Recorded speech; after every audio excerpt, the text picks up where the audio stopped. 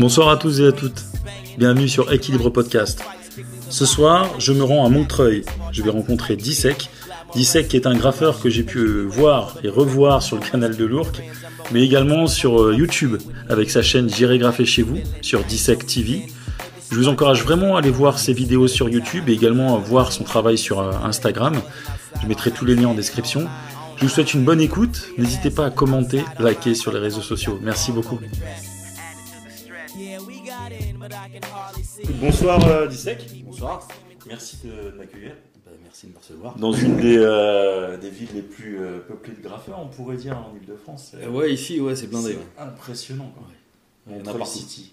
Il y en a partout. C'est un gros terrain, la ville. Est-ce que tu pourrais te présenter pour ceux qui ne te connaissent pas? Moi, c'est Dissek. Je suis un graffeur. Ça fait 25 ans que je graffe maintenant.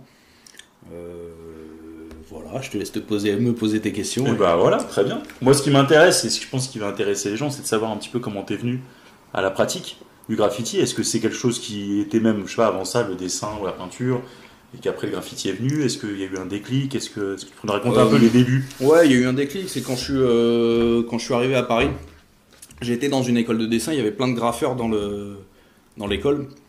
Et plein de taggeurs surtout, plus que de graffeurs. Et ouais, je me suis laissé un peu entraîner là-dedans. J'arrive à Paris. C'est super impersonnel, je trouve pas facilement ma place. C'était une manière un peu de me faire ma place dans la ville. T'étais pas de Paris à la base? À la base, je suis du 77, moi. D'accord. C'est pas super loin, mais c'est un autre monde. Oui, non, mais je comprends. Ouais. Ok. Et donc, du coup, t'as rencontré les taggeurs là-bas? Ouais, et j'ai accroché direct. J'ai fait que du tag pendant 3 ans. C'est-à-dire que t'es rentré, t'étais avec des gars, t'étais en connexion avec des gars, tu faisais ça plutôt seul? Ouais, non, j'avais deux, trois potes. Après, j'avais des gens un petit peu plus loin avec qui je peignais pas forcément, mais qui étaient dans le délire. Ouais. Avec qui t'échanges un petit peu, des trucs comme ça. Et ouais, on va dire c'était plus sur le trajet pour aller en cours de chez moi. Pareil, je prenais le train, la ligne Est, elle était cartonnée. J'avais la tête tout le temps collée à la vitre en train de regarder ce qui se faisait. Et ouais, j'ai pris une grosse claque à ce moment-là. Là, on parle du coup fin 90, début 2000. Ouais, en fait, c'est ça, on était en 97 là, je crois. D'accord, ok. Déjà Dissek à l'époque? Ouais, quasi tout de suite. Qu'est-ce qui a fait que tu as pris ce blaze-là? Il y a une raison particulière? Franchement, au début, je crois que c'est les lettres qui sont enchaînées. En vrai, quand tu creuses un peu, c'est quelque chose qui me correspond assez bien niveau personnalité. D'accord. J'aime bien aller un peu dans le fond des choses, pas m'arrêter à la surface, voir un peu ce qu'il y a derrière les trucs. Et ouais, finalement, j'ai pas fait exprès, mais ça me correspond bien. Génial, ok. Et la pratique du tag, pour toi, ça a duré un certain temps? Est-ce que tu t'es quand même, parce qu'on connaît maintenant ton travail, ouais. Tu t'es quand même un petit peu du coup mis à faire du graphe ou c'est venu bien après. Hein. Pendant 3 ans, j'en avais rien à foutre du graphe. C'était que du tag, c'était que marquer mon nom là où je pouvais. Ah ouais. Ouais, ma pratique, elle a vraiment changé avec le temps en fait. J'ai eu beaucoup de périodes différentes dans ma vie de graffeur. Mais au début, tout ce qui m'intéressait, c'était de péter des murs. Je cherchais pas à faire du beau, du machin, j'en avais rien à foutre. Je voulais juste voir mon nom écrit dans la ville. Ouais. Tu sais, c'était un peu passer et me dire ouais, en fait, j'existe. En plus, c'était vraiment pour le coup une grosse époque. Fin 90, début 2000, c'était. Ouais, non, il y en avait partout, c'était cartonné. Et du coup, tu sors pas du lot. Mais, ouais. Mais toi, tu sais ce que tu fais, c'est marrant. T'avais un secteur dans lequel du coup t'étais plus présent? Non, moi j'étais pas du tout un cartonneur à l'époque, j'étais un petit peu entre Gare de l'Est et le 19e quoi. D'accord.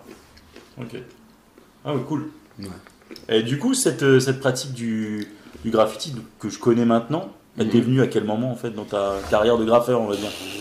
Ça s'est fait un petit peu tout au long, ça a changé un petit peu tout au long de ma vie, on va dire, selon les époques. Je crois qu'au bout de 3 ans, j'ai commencé à me dire allez, je vais essayer de faire un peu de graphe, mais c'est pareil, c'était du graphe. Pour moi, le graphe c'était juste un gros tag. Ouais. C'était une manière de taguer en plus gros. Quoi. Ouais, il y a quelque sorte, ça peut être ça entre guillemets comme évolution. Enfin, c'est que... Ouais. Et puis à force de pratiquer, t'évolues un petit peu, puis tu t'intéresses. Mais ça a mis longtemps. Hein. Pendant on va dire 10 ans, j'en avais rien à foutre du style. Et à force de faire, tu dis bon, vas-y, on va essayer de dynamiser un peu la lettre, on va essayer de la construire un petit peu plus, on va essayer d'être un peu plus propre. On va regarder ce qui se fait en couleur, on va essayer de faire des mariages un petit peu plus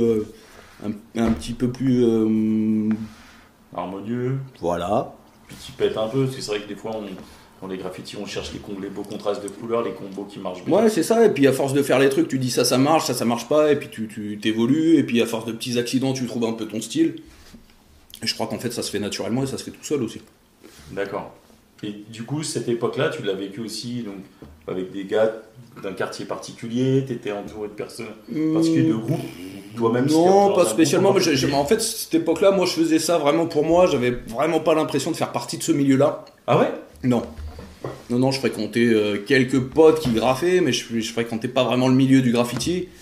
Et à la limite, pour moi, c'était un monde à part, quoi. Moi, je faisais mes bails. C'est drôle, ça. En fait, je crois que c'est marrant parce que j'ai vécu un peu le truc comme un provincial, quoi. Tu fais ton truc et puis les autres, les restas, ils sont là et toi, ouais, vas-y, c'est pas grave, ça se mélange pas et ça se mélangera jamais.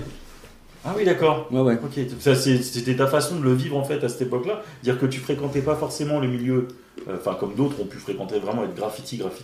Non, toi, non, moi je faisais du graphe, mais j'étais pas dans le graffiti. Tu avais d'autres passions qui faisaient que tu étais dans d'autres univers, dans d'autres ouais, aussi, non, mais si tu veux, j'étais à fond dans le graffiti, je savais ce qui se faisait, je savais t'étais quand même renseigné, les magazines. Non, mais par contre, je fréquentais pas spécialement beaucoup de graffeurs ou beaucoup de trucs comme ça. J'avais mes potes et bon, ça me suffisait en vrai. Ouais, d'accord.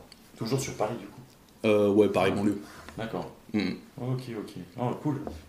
Le travail, du coup, tu disais là, parce que moi, quand tu me dis tout à l'heure, tu t'en foutais du style, complètement, technique, tout ça. Quand on voit ce que tu fais aujourd'hui, il y a. Ouais, mais il y a 25 ans entre les deux. Ouais, c'est ça, il y a deux mondes complètement. Ouais, bah ça s'est fait vraiment petit à petit, si tu veux. Après c'est quoi les petits trucs qui t'ont fait partir comme ça sur des. Je sais pas, est-ce qu'il y a des gens qui t'ont inspiré, des gens qui t'ont marqué, qui a fait que tu t'es dit, ah ouais, là, faut que je monte un cran de plus. Est-ce que c'est juste le temps? Ouais, c'est le temps, c'est d'essayer de faire un peu mieux que ce que t'as fait la dernière fois. Et encore, ça c'est venu, c'est vrai. On va dire dans les 25 ans, il y a 10-15 ans où j'en avais rien à foutre, et 5-6 ans où je me suis dit, bah, on va peut-être faire un effort, parce que voilà. Et puis le reste du temps où je me suis dit, bah, vas-y, on va essayer de monter le queutru et de faire un truc sympa, quoi. D'accord. À côté de ça, tu faisais du travail d'atelier un petit peu? Non. Non. Parce que c'est ce que tu fais maintenant. En tout cas, ça te. Un peu. Du travail d'atelier, toile, etc. J'en fais un peu. C'est vraiment pas l'essentiel de mon temps. Je passe à faire moi l'essentiel. Il est vraiment sur mur. D'accord. En vrai, l'atelier, j'en fais parce que faut en faire, quoi. Mais c'est pas là-dessus. Ah ouais, c'est pas là-dessus que je m'éclate du tout. Ah oui, d'accord. Ouais. Mais j'en fais. Et si tu veux, chez moi, j'ai de la peinture, j'ai des trucs comme ça. Mais ouais, non, c'est pas le même kiff que sur un mur. D'accord. Voilà, peut-être qu'un jour ça viendra. Après, moi, je suis pas arrêté dans ma tête en me disant ouais, non, c'est ceci, c'est cela. On verra ce que ça donnera. J'ai vu la dernière fois une expo que tu avais pu faire avec Heinz et Berthet. Ouais. Où du coup, vous aviez quand même fait pas mal de prod. Ouais, mais c'est pareil, c'est des toiles qui dataient il y a des toiles qui dataient de 2013. D'accord. Ah oui, voilà. Ok. Il y a des choses. Ok. Bah, comme j'en fais pas beaucoup. Et que de toute façon, je fais pas non plus 40 millions d'expositions, pas mal de trucs, j'en ai fait un petit peu, mais. Non, mais c'est vrai que quand on voit le travail que tu réalises sur toile, on se dit facilement que tu le fais facilement aussi de ton côté. Bah, surtout que c'est mon travail sur toile, jusque-là, il a été super différent de mon travail sur mur. Si tu veux, j'avais vraiment du mal à transposer le graffiti sur toile. Pour moi, le graffiti, c'était dans la rue. Et de faire un truc sur toile, déjà de faire des lettrages sur toile, c'est relou, c'est petit. Et puis je sais pas, j'ai l'impression que c'est pas sa place. J'aurais eu l'impression un peu d'escroquer les gens qui viennent à l'expo si j'avais fait vraiment que des lettrages. Ouais. Après c'est pareil, je te dis ça, peut-être que demain je ferai des lettrages et que ça va me faire kiffer. En vrai c'est vraiment une histoire je comprends ce que tu dis, parce que c'est vrai que c'est pas la seule personne qui pense ça. Bien sûr. C'est normal, il n'y a pas d'espèce de honte, tu vois. Non, mais même moi j'ai rien contre les mecs. Non, mais c'est vrai que comme tu dis, quand on pratique le graffiti, pour ceux qui ne le pratiquent pas, c'est différent, parce que ils le voient, donc ils s'imaginent, bah ouais, mais moi le graffiti, j'aimerais bien avoir chez moi, d'avoir une photo, une toile. Mais la pratique fait que quand tu es devant un mur, ça n'a absolument rien à voir. Bah, c'est pas les mêmes gestes, c'est pas les mêmes instruments, c'est relou, tu dessines. Déjà, j'aime pas dessiner, déjà à la base. C'est fou. Je sketch jamais, je sketch un petit peu de temps en temps, mais c'est comme si je faisais mes devoirs, si tu veux. Ouais. Je prends pas de kiff à faire un sketch, et quand je fais un sketch, en général, c'est une lettre par-ci, une lettre par-là, et quand je vais en terrain, que j'ai le temps, machin, je prends 5-6 feuilles, et puis sur le mur, j'essaye d'assembler, de retourner un peu les lettres, des trucs comme ça. Je suis pas le mec qui va arriver avec un sketch, couleur, machin, ça garde un côté quand même bien à l'arrache. Et puis c'est ce qui me fait kiffer, je crois. Ouais. Non, mais c'est bien. Mais c'est vrai que ce truc, moi, d'atelier, j'en reviens pas que tu me dises qu'au final, c'est pas un truc dans lequel t'es. Moi, j'aurais cru qu'au contraire, c'est un truc que tu développais, que t'étais plutôt, on va dire, à l'aise et... Ah non, mais j'en ai fait parce qu'il fallait gagner un peu de sous. D'accord, ok. Mais si tu me dis, viens, on va faire un mur, viens, on va faire une toile, j'hésite même pas 2 secondes. Je laisse la toile de côté et je sors. Ouais, donc du coup, c'est plus comment on pourrait dire, les personnes qui t'entourent ou celles qui ont pu fréquenter en disant, voyons faire des choses, en te disant, voilà, moi, est-ce que tu as des choses à vendre ou est-ce que tu as des choses... C'est ça, après c'est l'occasion qui fait le truc. Je me suis dit, ouais, il y a un bifton à prendre, vas-y, si je peux croquer, je le fais. Ouais, je vais pas faire le mytho, genre, ouais, non, moi je suis un... Non, c'était pour l'oseille. Parce que, en fait, tu vis de ça? Tu vis du graffiti? Maintenant, ouais, ça a mis super longtemps, mais maintenant, ça y est, ouais, je fais que ça. Donc du coup, c'est ton travail, il tourne autour de quoi Mon travail principalement, c'est soit de faire des ateliers avec des enfants, soit de faire des décos, un peu de toile de temps en temps, mais voilà, principalement c'est ça. Travailler avec des enfants, des ateliers, c'est tu construis les graffitis avec des enfants Ouais, mais même pas que des enfants d'ailleurs, même des adultes. D'accord. Cet été, on a fait des trucs où c'était principalement un public adulte. En gros, je leur donne des bases. Je leur dis comment une LED ça se fait. Souvent, c'est des LED bâtons, on va dire. Ouais. Je leur explique comment tu construis une LED pour avoir un truc cohérent. Et ils font tout de A à Z. Je leur explique comment tu tiens une bombe, comment tu remplis le mur, comment tu fais un dégradé. Je leur explique les contours, les lights. Et ils se démerdent. Et franchement, il y a des trucs sympas à la fin. Alors que c'est la première fois qu'ils touchent une bombe. Ouais. Après, pareil avec les enfants. Eux, en général, c'est plus tu traces le lettrage.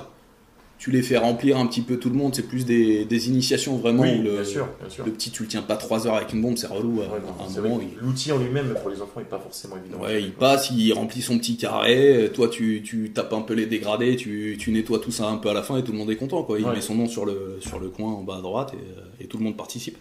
Et qu'est-ce qu'ils pensent, quand tu me parlais de ça, je pensais aux adultes, qu'est-ce qu'ils pensent les adultes de leur initiation au graffiti? Est-ce qu'ils trouvent ça compliqué? Parce que j'imagine qu'il y a quand même une certaine technique. Alors, j'en ai énuméré entre guillemets les étapes de la construction. Ouais, mais c'est ça, c'est vraiment étape par étape. J'en ai beaucoup qui me disent qu'ils pensaient pas que c'était aussi technique que ça. Ouais. C'est-à-dire qu'eux, ils ont l'impression, t'arrives, tu fais ton machin. Quand ils voient que voilà, il y a une certaine cohérence dans tes lettres à avoir, qu'il y a une certaine construction, l'emploi de la bombe, c'est pas forcément super évident. À la fin, ouais, ils regardent le truc un peu d'un autre œil. Faut savoir que c'est un public en général qui connaît pas grand-chose au graffiti, qui dit ouais, juste c'est cool, on va essayer quoi. Oui, c'est pas des gens passionnés ou des trucs comme ça, donc tu vulgarises vachement le truc. Bah après, c'est le principe d'un atelier, c'est vrai que c'est un atelier pour découvrir, pratiquer. Ouais. Et après, j'ai aussi fait des ateliers à des graffeurs que ça faisait pas forcément longtemps qu'on faisait et qui voulaient un petit peu avoir des techniques pour s'améliorer un petit peu. Ah oui, d'accord. Ouais. Et là, tu te fais payer bien cher, non? Bah, je fais payer mon temps, quoi. J'ai un taux horaire. Non, mais je plaisante, mais c'est vrai que vu que là, c'est du graffeur qui veut faire du graffiti, qui veut évoluer. Ouais, bon après c'est pas le principal de la clientèle, c'est déjà arrivé quelques fois et c'est un cas particulier quoi. D'accord, ouais, c'est vachement bien. Ouais. D'ailleurs, s'il y en a qui sont intéressés. Hein. Bah ouais, faut pas hésiter, on va mettre tous les contacts et tout. Mais je passerai le voir du coup. Mais non, mais c'est parce que c'est vrai qu'en plus t'as vraiment des techniques bien particulières pour travailler ton graffiti. Ouais, bah après c'est vraiment en fonction du niveau de chacun. C'est-à-dire qu'un mec qui est un peu avancé, je vais peut-être plus lui expliquer un peu moi comment je fais les lights, les machins, les 3D, les trucs comme ça. Quelqu'un d'autre qui commence, je vais peut-être plus lui expliquer comment on marie des couleurs ou comment on fait des dégradés. Pas trop compliquer le truc, faut pas lui brûler la tête non plus, faut y aller tranquille. Mais comment t'as eu l'idée de faire ça? Parce que c'est vrai que ça me serait pas bien l'idée de proposer comme ça entre guillemets à des... Enfin, je sais pas, c'est eux qui sont venus vers toi. Voilà, comment j'ai eu l'idée, j'ai pas eu l'idée en fait. En fait, c'est ça. Voilà. On m'a proposé on m'a demandé plusieurs fois si je pouvais donner des cours, des trucs comme ça. Puis à un moment, je dis bah vas-y. Hein. C'est fou, ouais, j'aurais pas pensé. Ouais, bah le graffiti il a un peu changé quoi. C'est sûr qu'à l'époque, à l'époque, je me serais pas vu demander à un graffeur si je pouvais me prendre un cours avec lui. Maintenant voilà, l'époque elle change, en bien, en mal, mais faut vivre avec son temps quoi. Ouais, non, c'est clair. Mais c'est vraiment intéressant. Tu vois, j'aurais jamais vraiment cru que. Non, mais moi non plus. J'étais le premier surpris. Hein, après, ouais, non, mais en plus c'est cool. En général, c'est bonne ambiance. Bah oui, non, il n'y a pas de raison que ça ne soit pas. C'est vrai que non, c'est. Je suis un mec sympa, ça va. Ouais, ça passe très très bien. Mais c'est vrai que non, c'est génial, c'est génial. C'est vrai qu'il y en a certains qui vont se dire ça va faire grincer des dents, qui vont dire ouais, le graffiti, machin. Il y a toujours tout un tas de codes. Ah, frère, j'ai besoin de manger. Mais c'est ça. Et en plus, je trouve que la démarche d'être entre guillemets un ancien dans le graffiti. Ouais, non, je suis pas un ancien. Non, mais, je me prends pas pour un ancien. T'es plus ancien qu'un gars qui a 20 ans, tu vois ce que je veux dire? Ouais, dans le sens, je parle juste d'un point de vue de l'âge. Après, il y a des petits qui ont 20 ans qui mettent des tartes. Hein. Oui, non, mais c'est clair, mais ceux qui viennent te voir, c'est pas ceux qui mettent des tartes généralement. Si. Ah, il y en a qui sont pas mauvais. Hein. Ah, d'accord, et qui viennent quand même prendre des cours auprès de. Sur certains trucs, par exemple, tu vois, sur des lights, sur des trucs comme ça, ils veulent savoir comment on fait. Ok. Ah, mais c'est cool. Je l'explique, en plus, c'est simple, c'est une carotte. Hein. Ah, voilà. non, mais c'est vraiment dingue. Tu fais ça du coup, tu proposes ça en extérieur, tu vas sur des. Au terrain, tu vas. Ouais, au terrain en général. Ouais, voilà, c'est ça. Ok, ouais. Propose ta pièce. Il fait sa pièce, tu viens avec lui. Ça dépend où il en est dans son graffiti en fait. D'accord. Voilà, s'il y a besoin d'un petit coup de main pour la construction, je lui donne. Sinon, il se démerde, il fait sa pièce. Moi, je lui explique. Là où ça peut être un peu plus dynamique ou un petit peu plus cohérent. Ouais. Je le reprends sur 2-3 trucs, mais gentil quoi en général. Il y a des mecs qui savent déjà poser quoi. D'accord. Je donnerai pas de nom. Hein. on va rester discret. Et là, du coup, tout ce que j'ai vu jusqu'à présent avec le graffiti, tu disais que ça n'avait rien à voir. Alors après, quand on regarde, je te parle du graffiti toile, graffiti terrain. Ouais. Quand on regarde ce que tu fais en toile et quand on regarde ce que tu fais en terrain, moi, je vois des vraies similitudes parce que j'ai du recul par rapport à ton travail. Ouais. Notamment, je pense, au niveau des personnages. J'ai vu que sur le canal, tu as fait quand même pas mal de têtes, de persos figuratifs. On retrouve aussi sur le même type de travail sur toile. Pour moi, il y a une vraie correspondance. Après, je comprends que de ton côté, c'est pas le même travail. Non, mais en fait, les portraits sur mur, ils ont à peu près, pour moi, la même utilité que les portraits sur toile. C'est-à-dire que c'est pour travailler, en fait. Ouais. C'est-à-dire que moi, faire un portrait sur mur, ça m'éclate pas, je te dis la vérité. C'est un petit challenge, c'est un petit truc comme ça, mais c'est plus laborieux qu'autre chose pour moi. Je préfère largement faire un lettrage, même si je vois que le public quand je fais un portrait, ils sont super plus réceptifs. Ils me disent ah c'est chambé, nanana. D'ailleurs j'en ai un qui est passé une fois, qui m'a dit ah vous êtes un artiste, nanana. Il me montre le truc à côté, il me dit c'est pas comme la merde à côté. La merde à côté c'était mon blaze, mais qui était d'ailleurs pour moi mieux posé que le portrait. Mais voilà, les gens ils ont pas les mêmes références, donc ça c'est super accessible. Ça parle tout de suite aux gens quoi. Ouais, parce que c'est figuratif, mais ça. C'est ça, ils n'ont pas à réfléchir. Le pire, c'est que par exemple, sur un lettrage, souvent on me demande mais qu'est-ce que vous avez fait, qu'est-ce que ça veut dire. Je dis bah c'est mon nom. Il me dit mais c'est marqué quoi. Et quand je leur dis bah vas-y, essaye de lire, je te jure, ils prennent 5 minutes, ils se posent, ils me disent là c'est un D, là c'est un I, là c'est un S, là c'est un E, là c'est un K. Et en vrai, ils y arrivent, c'est juste qu'ils font pas l'effort d'essayer. Et c'est ça, les gens ils ont l'habitude d'être accompagnés. Si tu leur donnes pas un peu les clés ou si tu leur dis pas juste, bah vous pouvez le faire. Et ils ont la flemme, ils le font pas. Ouais. Mais c'est vrai que c'est fou cette histoire de graffiti. On fait des choses, on fait des peintures avec des couleurs, des formes, tout ça. On met ça vraiment en place, même en scène des fois, avec d'autres choses autour. Tout ça pour qu'au final, le Pékin Lambda comprenne pas. Ouais, mais tu les fais pour toi. Oui, voilà, tu fais pour toi. Tu fais pour l'univers aussi un peu du graffiti. Non, pour toi. Pour un peu montrer moi, je suis un crevard dans le graffiti. Si t'aimes pas ce que je fais, tant pis, c'est pas grave. Non, mais ce que je veux dire, c'est que c'est toujours agréable de voir. Ça fait plaisir. Une œuvre, comment dire, moi, quand je regarde ton taf ou le taf d'autres, ça me fait toujours kiffer. Et puis de voir ce que font les autres, me dire putain, ok, ouais, il me reste encore une marge. Ou au contraire, tu vois, ce truc-là, j'aime pas, ce truc-là, j'aime bien. Pas de pouvoir comparer. Ouais, bien sûr. Bah, c'est les références après, ouais, bien sûr. Déjà pour comprendre, même un truc que t'aimes pas, c'est toujours intéressant de t'attarder un petit peu dessus et de voir comment le mec il a construit son truc. Parce que même si t'aimes pas, il y a quand même des trucs à regarder, à analyser, bah, dissèque, hein. Et même apprendre. Ouais. C'est-à-dire que lui, il l'a fait comme ça, machin, mais ouais, peut-être qu'il aurait pu le faire comme ça, peut-être que moi, je vais l'utiliser différemment dans mon truc. Et tu peux rebondir, de toute façon, c'est que ça, c'est comme ça que t'évolues aussi. Ouais.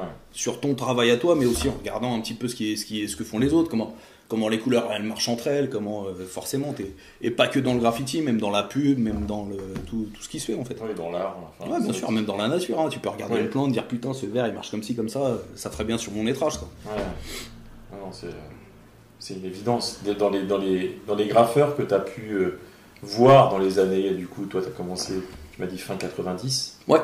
Tu as des références particulières, des choses qui t'ont vraiment marqué dans cette époque-là, voire dans l'époque un peu plus moderne, mais moi, de cette époque-là, est-ce qu'il y a des gens qui, vraiment d'emblée, quand tu... Ouais, il y a beaucoup de choses. Je sais qu'il y en a un qui m'avait super marqué à l'époque, et c'est marrant parce que c'est plutôt ces tags qui m'avaient marqué, c'était Poète Tout. Je crois qu'il était LT27. Et je kiffais son tag. Sur la ligne, je passais. Ouais, c'est con, alors qu'il y avait des grosses pièces de ouf. Et lui, à l'époque, ouais, j'étais en mode putain, un jour je taguerais comme ça serait chambé, quoi. Ouais, donc c'est vrai qu'à l'époque, tu disais tu pratiquais le tag, et donc c'est aussi le tag Ouais, le c'était graphe. Pas forcément des graphes en fait ou des block letters qui t'ont marqué. Parce qu'il y en a certains, c'est ça en fait, tu vois. Ouais. Après, c'est. Après t'es un petit peu plus. Je regardais tout, si tu veux, mais t'es un peu plus focus sur ce que toi tu pourrais faire aussi, quoi. C'est-à-dire que, oui, je me rappelle, il y avait du CIA, il y avait du MDC, il y avait beaucoup de monde sur la ligne Est. Après, dans la rue, je me rappelle qu'il y avait O'Clock, il avait tout niqué. Il y avait Is aussi, des 3DT, il y en avait partout. Ouais, non, c'était une époque, niveau tag, c'était blindé, quoi. Ouais, c'était énorme. Ouais. Je suis arrivé sur Paris, moi, en 2002, 2003, donc j'ai connu une petite partie de... Ah, t'as loupé le meilleur. Non, mais même moi, je crois que j'ai loupé le meilleur. De toute façon, je pense que c'est possible. C'est possible. Tu parlais de train, en fait, je peux pas m'empêcher de rebondir sur les vidéos que tu as pu faire un petit peu partout dans le monde. Là, tu as un vrai globetrotter, notamment celles qui sont... C'est Thaïlande, c'est ça? Ouais, entre autres. Thaïlande, ouais. Qu'est-ce qui t'a poussé comme ça à filmer et à faire du coup cette série que tu as appelée J'irai graffer chez vous? Alors en fait c'est pareil, pour moi c'est un enchaînement naturel. Si tu veux, j'étais parti à l'étranger très longtemps, je voulais quitter la France et je cherchais un endroit pour m'installer, mais je savais pas où aller. Donc je suis parti j'ai tout laissé ici.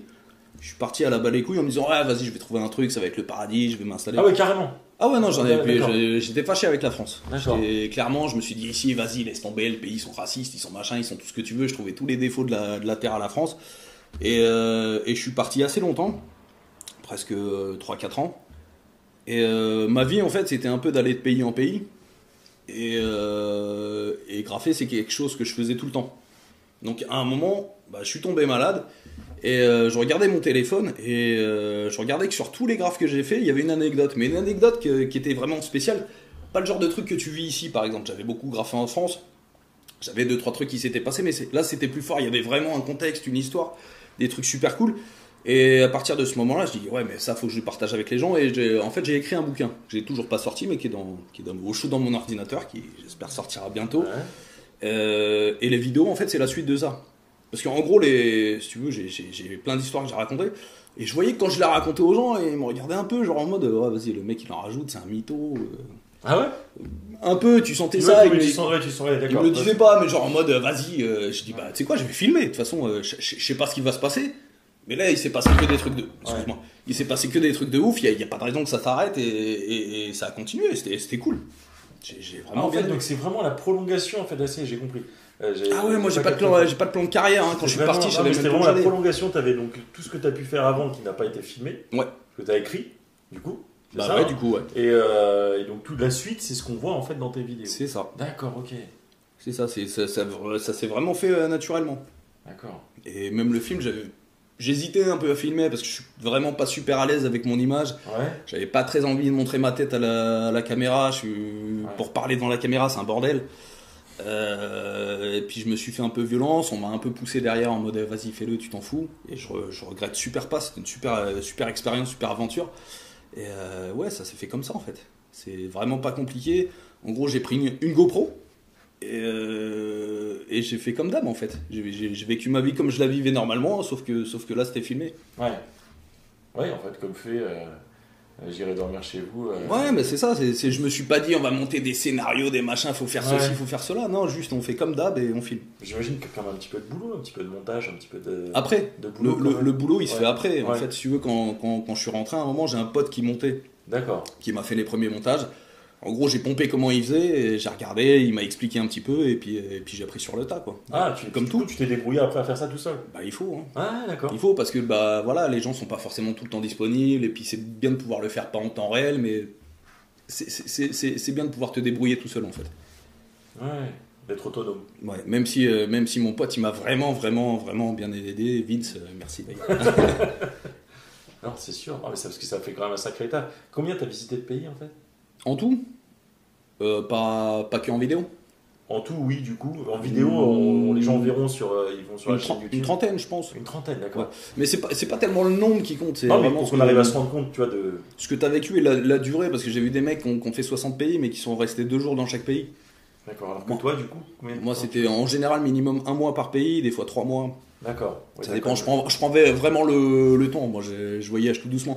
Déjà parce que ça coûte moins cher. Et puis quand tu as envie de t'imprégner un peu du truc, tu as besoin de temps. Tu peux pas avoir l'ambiance d'un bled en 4 jours, quoi. C'est impossible. Ah ouais, d'accord. Il y a des pays qui sont un peu compliqués à comprendre pour voir comment ça marche. Ouais, t'es obligé de rester un petit peu et d'observer. Comment tu t'es dit, tiens, je vais aller dans ce pays-là, après dans un autre, etc. Et tu veux la vérité? Le billet d'avion est moins cher. D'accord. Ouais. Moi, quand je voyais, c'est vraiment pas des gros budgets. Hein. Souvent, c'est des chambres à 10-15 balles la nuit, pour deux. Les billets d'avion, souvent, tu vas en Asie, ça coûte 200 balles. Faut savoir un truc aussi, c'est que de vivre à l'étranger, ça me revenait moins cher que de vivre en France. D'accord. T'as pas de voiture, t'as pas de loyer, t'as rien. En gros, avec 700 balles, tu fais ton mois tranquille, quoi, et tu vis assez bien. D'accord. Ah, ok. Donc moi, en fait, quand j'étais au chômage, c'était carrément plus rentable d'être à l'étranger à visiter tous les pays que de rester en France à rien faire. Et c'est aussi pour ça un peu que j'ai voulu filmer, pas spécialement pour l'argent, pour le machin, mais de dire, hey, c'est accessible, tout le monde peut le faire quasiment. Si vraiment t'as envie, c'est des choix à faire, mais t'as envie d'aller graffer à l'étranger, c'est pas compliqué. Tu vas à l'étranger, tu vas sur un marché, tu pécho des bombes, tu trouves un mur, tu le peins. Et fin. Ouais. C'est vrai que quand on regarde tes vidéos, c'est une sacrée expérience. Et il n'y a rien qui est préparé, tu vois. Bah je me balade, je trouve un mur, je dis, ah, celui-là il a l'air cool, vas-y, on va tenter voir ce que ça donne. Des fois tu demandes, des fois tu demandes pas. Le but c'est de pouvoir peindre, quoi. T'as eu des réactions des fois un peu hostiles par rapport au fait que tu peignais certains murs dans certains pays? Pas beaucoup. Par rapport à tout ce que j'ai fait, il s'est vraiment pas passé. En général, c'est vraiment plutôt bonne ambiance. Il faut savoir qu'à l'étranger, souvent, on le voit plus comme un peintre que comme un graffeur, en fait. T'as pas cette notion de vandalisme vraiment par rapport au public. Par rapport aux autorités, un petit peu. Mais par rapport au public, t'es en train de mettre de la couleur dans la ville. Ils vont pas chercher plus loin. T'as pas cette image dégueulasse comme t'as pu avoir une certaine époque en France, qui est même un peu partie aujourd'hui. Ouais. Les pays où j'ai le plus galéré, au final, c'est les pays un peu en Europe. Portugal, j'y suis allé il y a pas très longtemps. Vous verrez, j'ai filmé. Je m'attendais à ce que ce soit la fête Disneyland et c'était un peu compliqué de peindre dans la rue. Les gens, ils ont cet a priori.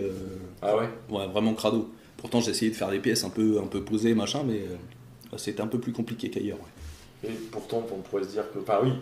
Il y a déjà peut-être du graffiti un petit peu au Portugal. En fait, je pense, après c'est ma théorie à moi, mais comme les rues elles sont vraiment éclatées, ils font plus la différence entre. Non, mais du coup, on comprend pourquoi dans leur tête ils se disent oulala. C'est pas un truc un peu qui sort de l'ordinaire, c'est-à-dire qu'en Asie j'avais l'impression d'être un peu l'attraction, parce que ça se passe pas tous les jours. Au Portugal, tu sens que ils ont l'habitude de se faire marbrer la ville et qu'ils en ont ras le cul en fait. Ouais, même si c'est pour faire quelques pièces comme tu fais, j'imagine. Mais ça va parler au graffeur, si tu veux, ça va parler à moi, je vais kiffer, mais le mec lambda, il va passer, il va se dire, ah putain. Donc c'est des pièces que t'as pas pu finir, t'as pas pu mettre en plusieurs fois. Ah oui, d'accord. Ouais. Revenir, ouais. C'est vrai que c'est tout le souci. En parallèle, quand tu es parti dans les pays du Maghreb, un petit peu, il me semble. Alors en Tunisie, j'ai galéré un peu. Ouais. Tunisie, je me suis fait péter 2 fois en 3 jours. D'accord. Ouais, une fois dans un dépôt de train, mais c'est une longue histoire. En gros, j'étais dans le dépôt, le machin, il s'arrête, je me fais prendre. Il me casse les couilles, mais d'un un truc de ouf. Je disais, pour du graffiti, j'ai même pas peint le train, qu'est-ce qui pète un plomb? Et en fait, en discutant un peu avec un pote là-bas, il m'a dit qu'il y avait une meuf qui s'était fait péter il y a 10 jours. Et ils avaient peur que je sois un terroriste, que je mette des bombes, c'était plus des trucs comme ça. Parce que j'ai rien fait, ils ont carrément fait une perquise dans mon Airbnb, ils ont regardé sur mon passeport, ils ont vu des trucs d'Indonésie, de Malaisie, ils commençaient à se dire, qu'est-ce que t'es parti foutre là-bas, qu'est-ce que tu fais, tu travailles? En plus je travaille pas. Ouais, dans le 93, tu vois tous les gros clichés, ils se sont dit, on a un client. Et au final, quand ils ont vu que c'était juste pour du graffiti, des trucs comme ça, ils m'ont même raccompagné chez moi, quoi. D'accord. Ah oui, ça a dû quand même être un petit peu bizarre comme expérience, que c'est vrai que là pour le coup, j'imagine qu'ils ont vraiment pris les choses au sérieux. Écoute, moi je comprenais pas trop. Moi je pensais qu'ils essayaient de prendre un bakshish. Parce qu'il me dit que tu gagnes combien d'argent. Moi j'en avais rien à foutre. De toute façon, je sais que voilà, il me dit qu'est-ce que tu viens faire ici. Je dis la vie elle est moins chère ici qu'en France. Il me dit comment ça se fait que t'es dans un quartier pourri alors que t'es français. Je dis ça coûte moins cher. Donc tu sais, je cloisonnais le truc genre en mode vas-y, me casse pas les couilles, de toute façon je vais rien te payer du tout et s'il faut dormir ici, je dors ici, je m'en fous quoi. Et quand ils ont compris que c'était pas ça, ils ont changé de tête et ils ont été super gentils. Ouais. Avec moi, parce que peut-être aussi je suis touriste et que on va pas rentrer dans ces débats. Non mais oui, je comprends ce que tu veux dire. C'est drôle parce que quand j'avais regardé les vidéos, on n'a pas ressenti entre guillemets, je pense notamment celle que tu as tournée. Ouais. C'était en Tunisie, c'est ça? Maroc. Au Maroc, l'ambiance était complètement différente. Hein. Ouais. Au Maroc, j'ai eu un super bon accueil, même les trucs qu'on a fait sans autorisation, les gens y kiffaient. Ouais. Donc, c'était pas. Tunisie, la première fois, je fais un truc, le keuf il arrive, il me dit c'est super grave, machin, tatati, tatata, je fais vas-y, je m'en fous, je te suis. On va au poste, on fait 100 mètres. En fait, lui, il essayait vraiment de me prendre un backchiche, c'était la première fois qu'il me prenait. Et au bout de 200 mètres, il a vu que ça prenait pas, il m'a fait vas-y, rentre, mais recommence pas. Donc j'ai terminé ma pièce en regardant un peu derrière moi, mais non, c'est pas très grave. Puis c'est que de la peinture, ça va. Il y a un pays en particulier qui t'a marqué ? Positivement, je parle. Tous, c'est des.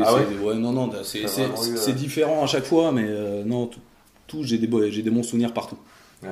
T'as gardé des contacts avec des gens un petit peu. Ces pays-là ? Pas partout. C'est pas évident, parce qu'il y a quand même un peu la barrière de la langue, j'imagine. Tout le monde parle pas forcément. Non, même pas, parce que t'arrives quand même avec je sais pas comment expliquer, mais t'as des super échanges avec des mecs qui parlent même pas ni français, ni anglais, ni rien, et toi tu parles pas leur langue, et t'arrives quand même à échanger des trucs. Ah, génial. Pour rester en contact, c'est un peu plus compliqué, encore que t'as Facebook, les réseaux sociaux, les trucs comme ça. Mais après, quand tu voyages beaucoup, tu sais aussi que t'es que de passage. Et tu vis des trucs super forts avec les gens, mais tu sais qu'il n'y aura pas forcément de suite avec tout le monde. Et des fois, c'est vrai que c'est bien de garder ça un petit peu dans un écran et de se dire que c'était à ce moment-là. C'est ça. On va pas forcément essayer de remettre ça sur le tapis une deuxième fois, parce que des fois, c'est pas pareil en fait. Il y a des bleds où je suis parti 3 fois, les 3 fois ça n'avait rien à voir. D'accord. C'était 2 ambiances différentes à chaque fois, ça dépend qui tu rencontres, ça dépend dans quelle ville tu vas, ça dépend de plein de choses. Et c'est ça qui te pousse aussi à profiter de maintenant. Maintenant, ce que tu vis maintenant, c'est maintenant. Et peut-être que tu serais venu hier, ça aurait pas été la même chose, tu reviens demain, ce sera pas pareil. Bien sûr. Non, c'est sûr. Dans les pays que tu as visités, tu disais en fait que c'était des destinations qui, entre guillemets, ne te coûtaient pas trop cher. Ouais. Est-ce que du coup, tu as des envies de partir dans des pays où du coup c'est pour graffer, je parle, et faire ce genre de missions ? Est-ce que pour toi ça a du sens de partir faire ça ? Je sais pas, je veux dire aux États-Unis parce que c'est le premier pays qui me vient, mais... J'aimerais bien aller peindre aux States. Je suis pas un grand fan des États-Unis, mais... Tu sais, c'est un peu la Mecque pour un graffeur. Ouais. Et j'aimerais bien poser une pièce là-bas. J'ai posé à Porto Rico, mais poser une petite pièce à New York, ça me ferait kiffer. Ouais. D'accord.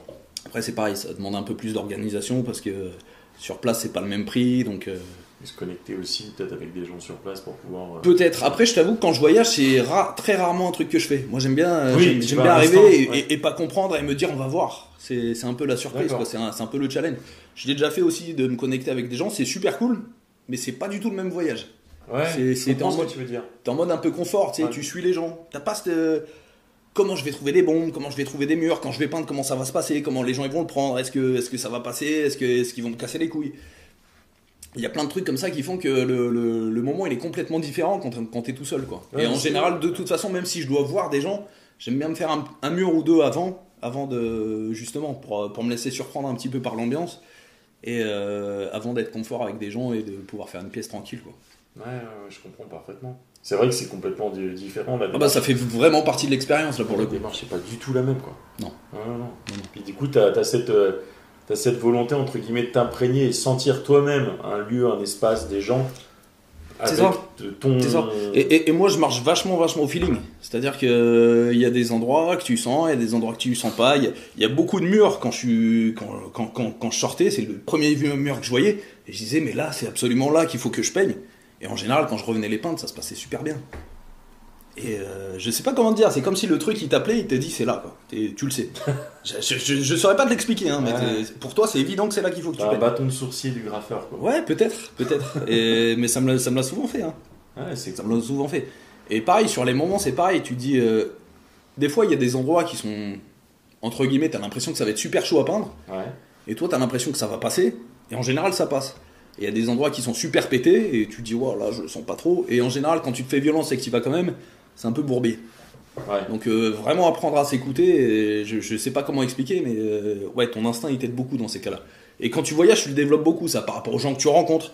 Il y a des gens qui viennent vers toi, tu le sens, si tu peux les suivre ou si tu dis lui ça va être une galère. Casse-toi.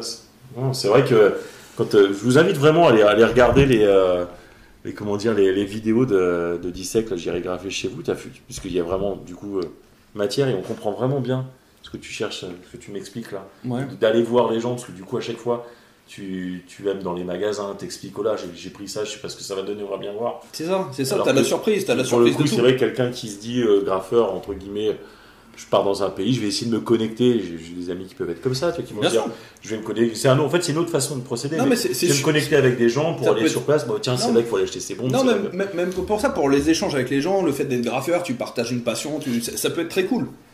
J'ai plein de potes qui sont dans cet état d'esprit-là, et ça m'est arrivé de le faire, et c'est cool. Mais moi, je préfère le voyage. Oui, la façon de découvrir n'est pas la même du tout. Ouais. Ça, c'est une évidence. Donc, ouais, c'est vrai que tu disais, il y a des pays comme ça qui pourraient être. Tu dis des États-Unis, en fait, si tu pourrais partir faire un graphe là-bas avec ton esprit d'aventure et de disséquer comme ça, comme tu dis. C'est ça, après, à voir comment ça se passe, parce que tu vois, par exemple, j'ai essayé de le faire au Canada, c'était plus compliqué. Pareil, je me suis fait insulter je sais pas combien de fois dans la rue. Tout ce qui est un peu plus occidentalisé, à peindre de la manière dont je peins, c'est-à-dire en mode j'arrive, je m'en fous, on voit. Plus t'es dans la propriété et les trucs comme ça, plus le public, c'est un peu plus compliqué. C'est assez marrant parce que c'est des pays où entre guillemets c'est quand même pas mal graffé, il y a pas mal de murs qui ont été réalisés. Ouais, mais justement, les gens, c'est vraiment, en fait, il y a vraiment de l'art qui est posé, de l'art urbain qui est exposé entre guillemets, qui a été commandé, et ce que toi tu vas venir poser dans la rue, ça convient pas entre guillemets. À la société, le fait que tu sois pas dans un cadre. Que ce soit pas légal, tu ferais la même chose en disant que tu as une autorisation, les gens ils seraient en train de t'applaudir en disant c'est magnifique, c'est chambé. Là le fait c'est juste ça en fait, c'est juste vu que je pense que ça participe beaucoup à ça. Là le fait d'arriver de quelque part, tu remets un peu tout leur système en cause et leur manière de penser, genre qu'est-ce qui vient foutre le bordel ici. Et ça les perturbe un peu, et là t'as des trucs où ils cherchent même pas à savoir ce que tu fais, non, c'est pourri, on appelle les keufs. Ah d'accord. Ouais, forcément. Mais après c'est pareil, il y a des fois tu peux pas moyenner avec les gens, mais des fois t'as des gens qui viennent te voir, qui ont un peu des a priori sur ce que tu fais, et toi tu discutes cool avec eux, tu leur dis hey, je fais de la peinture, c'est pas grave, au pire je vais te mettre un peu de couleur sur un mur gris. Il n'y a pas mort d'homme quoi. Oui, t'es pas et le fait de voir que t'es cool et que toi t'es pas stressé, souvent les gens ils redescendent un petit peu. Ça marche pas avec tout le monde. Mais en général ça passe bien. Oui, il y en a qui sont un peu. Ton attitude elle y fait beaucoup. Hein. Ouais. Même en France, quand tu peins, si tu regardes tout le temps derrière toi, machin, les gens ils vont se dire oh là il est en train de faire une dinguerie. Si t'arrives, t'es posé, tu fais ta couleur, que t'aies d'autorisation, pas d'autorisation, c'est pas leur problème. Je dis oh c'est cool. C'est ce qui s'est passé, tu me racontais là, que je t'avais dit que j'avais. D'ailleurs, je crois que tu as dû faire une vidéo avec cette peinture que tu as fait à la République, tu sais, avec Berthet.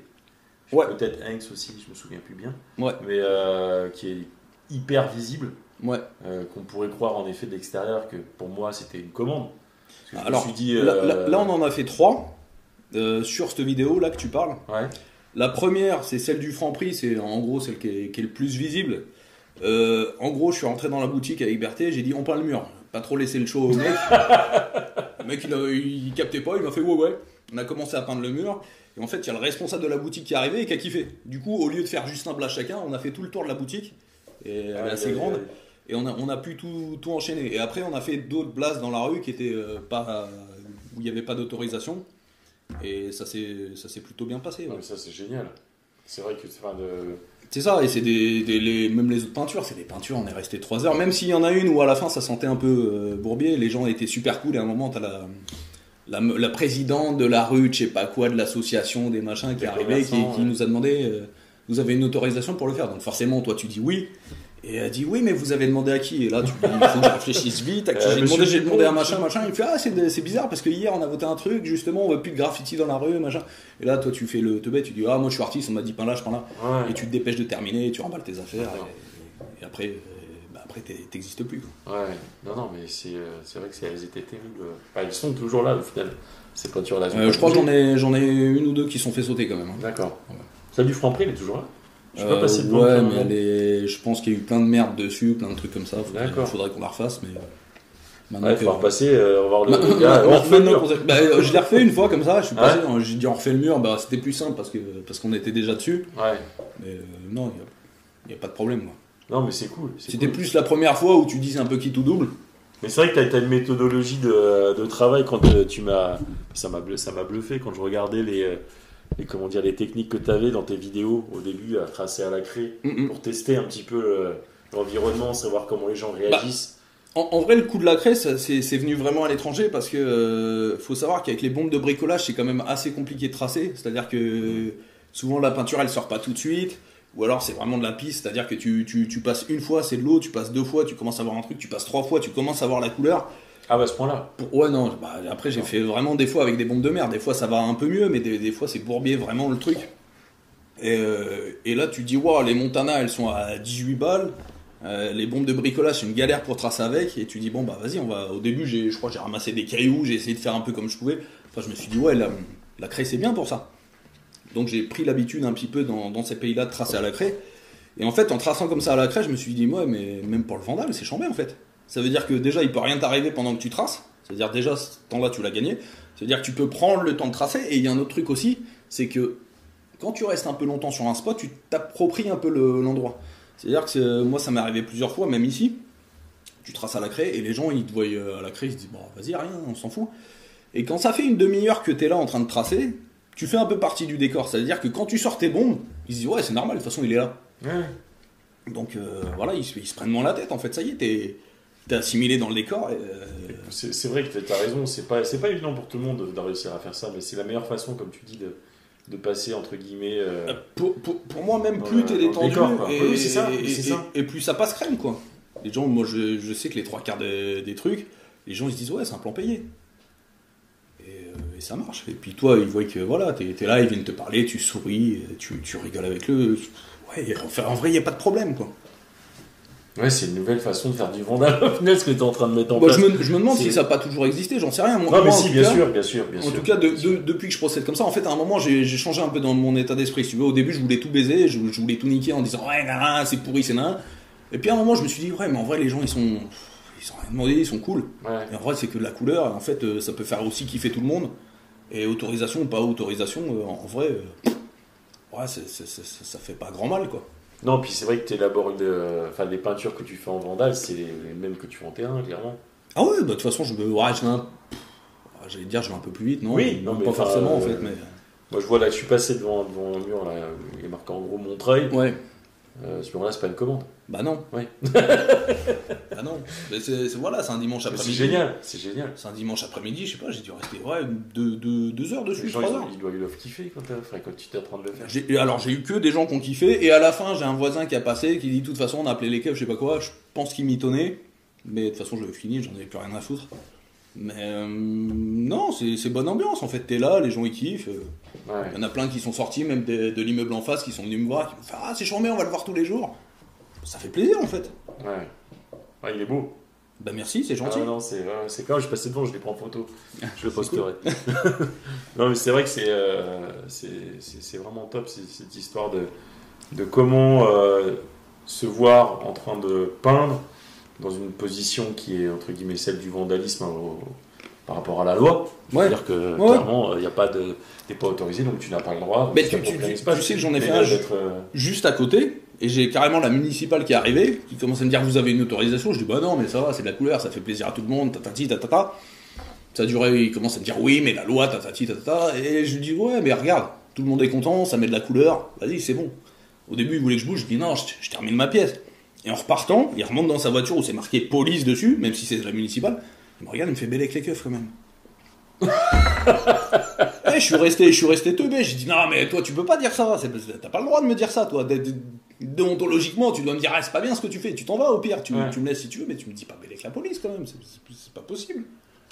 Ah ouais, d'accord. Et ouais, non, les mentalités, elles ont changé de ouf. Et je pense que le fait d'être un peu plus vieux aussi, quand les gens ils viennent te voir, ils n'ont pas la même approche que si j'avais 15 ou 20 ans. Ça dépend aussi de la pratique, parce que c'est toujours pareil. Toi, ce que tu vas faire, tu cherches quand même, quand tu poses des pièces comme ça dans la rue, il ne s'agit pas juste de taguer ou d'avoir une espèce de, je sais pas, de quelque chose à faire sortir de toi pour dire voilà, la société, j'en ai marre, machin, quoi que ce soit, ou tu vois, de faire quelque chose d'entre guillemets violent visuellement.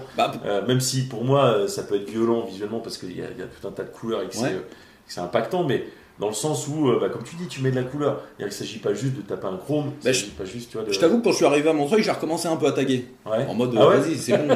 C'est vrai, j'en ai vu. Je suis chez moi, j'ai envie de me sentir chez moi. Mais même ça, en vrai, maintenant les gens ils s'en foutent un peu. Et les 2-3 qui m'ont fait des réflexions, j'ai parlé avec eux en fait.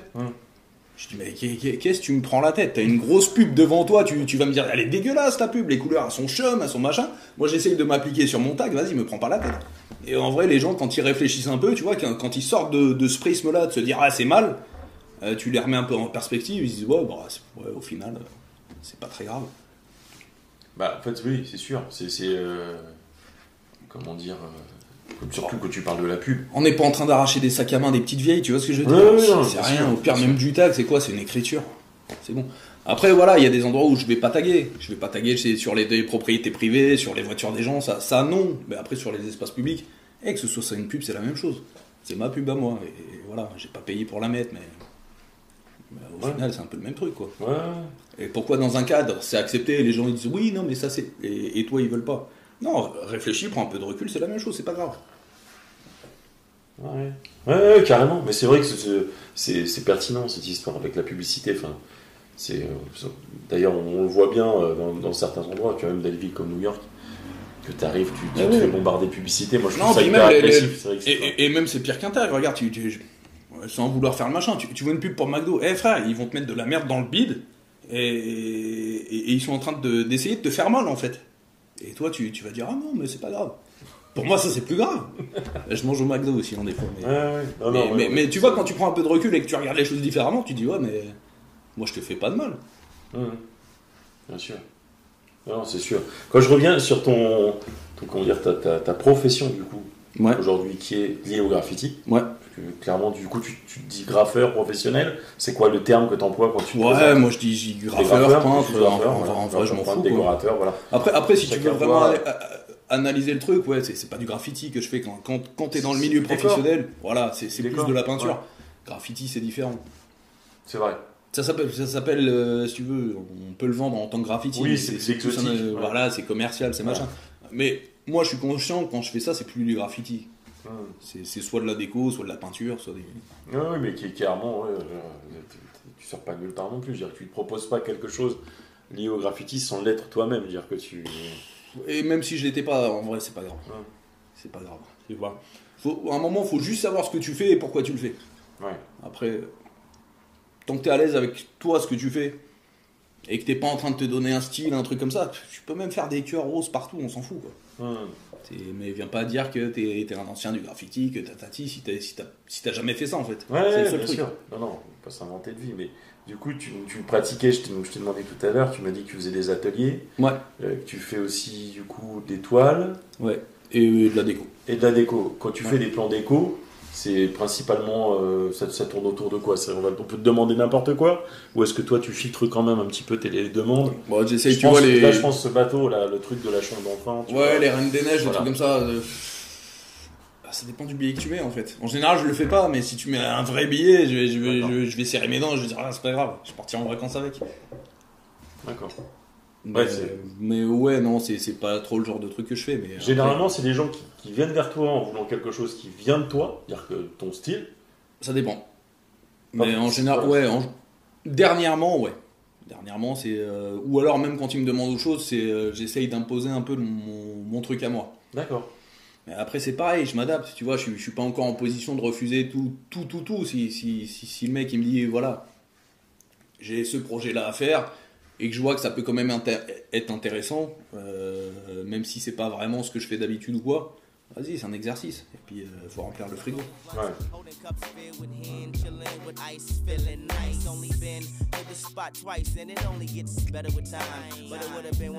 Le bouquin, tu dis au final, ce bouquin, tu vas peut-être du coup le sortir... Au début, je voulais le sortir tout seul. Après, je me dis pourquoi pas peut-être trouver un éditeur. Je suis encore en train de me tâter, de me poser la question, mais ouais, c'est quelque chose que j'ai envie de partager avec les gens, parce que pour le coup, c'est une grosse partie de ma vie et il s'est passé plein de trucs intéressants, tant au niveau voyage qu'au niveau graffiti. Ça veut dire qu'à chaque fois que tu voyageais, tu notais les choses? Non, c'est après. Au début, j'avais pas prévu de le faire. Hein. C'est quand t'es revenu, tu te dis ah mais attends là. Non, alors j'étais sur la fin de milieu de mon voyage. Ça faisait déjà peut-être plus d'un an que j'étais parti, 1 an et demi que j'étais parti. Et je te dis, je suis tombé malade et je regarde les photos et je me dis, waouh, Ouais, faut partager, c'est intéressant. Humainement, c'est intéressant. Ça veut dire que ce bouquin, il sera pas juste littéraire, il sera aussi imagé. Ah non, c'est moitié. En fait, en gros, il y a tous les graphes que j'ai fait, les images, certaines étapes, des paysages, des trucs comme ça, et les explications des graphes. Dans quelles conditions, qu'est-ce qui s'est passé à ce moment-là, et puis le pays, un peu comment je l'ai vécu, quoi. Comment j'ai ressenti le truc, quoi. C'est mon point de vue à moi, mais... non, mais c'est génial, c'est génial. Parce que c'est vrai que moi, je me dis, je pense qu'il doit y en avoir d'autres comme moi, je suis pas du tout bouquin, dans le sens... ouvrir un bouquin lire, peut-être que plus tard, quand je serai à la retraite, moi je lis pas non plus, cheminée, tu vois. Mais d'avoir du coup un livre qui soit proposé avec des images, c'est complètement différent. C'est ça, non, c'est pas un roman du tout, c'est un truc, et puis tu peux le picorer par petits bouts en fait. C'est en gros ranger pays par pays. D'accord. Génial. Ça fait comme un petit guide, un truc comme ça. Et voilà, c'est comment moi j'ai vécu le truc. Ça veut dire que tu donneras peut-être des adresses, des endroits où tu as pu faire des choses, où tu as pu visiter des choses qui n'ont plus. Redonner des adresses, des points. Peut-être. Ça, je sais pas encore. Ça, je l'ai. Parce que tu m'as parlé de guide, là, c'est vrai que je me disais. Non, là, pour l'instant, je l'ai fait par pays, par ville. En gros, là. Mais à voir, peut-être à affiner un peu le truc. Après, il n'y a pas forcément, vu que tu dis que entre guillemets tu voyages aussi à moindre coût, donc j'imagine que du coup t'es pas là à faire c'est pas le guide du retard, je te donne pas le nom des hôtels avec le prix des hôtels. Après, si ça t'intéresse, tu viens me voir en privé et puis là je peux te donner des bons plans, j'en ai plein. D'accord. Du coup, faudra faire un petit guide spécial pour ça à côté, tu sais, les petits bonus en page 12. Mais non, mais c'est super. Voilà, j'ai envie de te dire un grand merci à toi. Merci à toi, c'est cool. Non, c'est... Bonne ambiance. Non, c'est clair. L'idée, c'est vraiment de partager les choses que tu fais, ce que tu vas faire, etc. Et ça a bien été développé. Je pense que les gens peuvent retrouver du coup, tout ton travail sans problème sur Instagram. Il y a d'autres réseaux comme ça sur lesquels tu es. YouTube, évidemment. J'ai fait chez vous. Et donc voilà, allez checker tout ça. Et je pense qu'il y a de belles choses encore à venir. Voilà. On espère, il faut. Merci beaucoup en tout cas à toi, Dissek. Merci. Au plaisir. Salut. Beats banging, blinking lights, no fight, strictly the vibe, the hype shit. Packed with freaks of all types and tight shit. Glamorous, no rush, patiently waiting.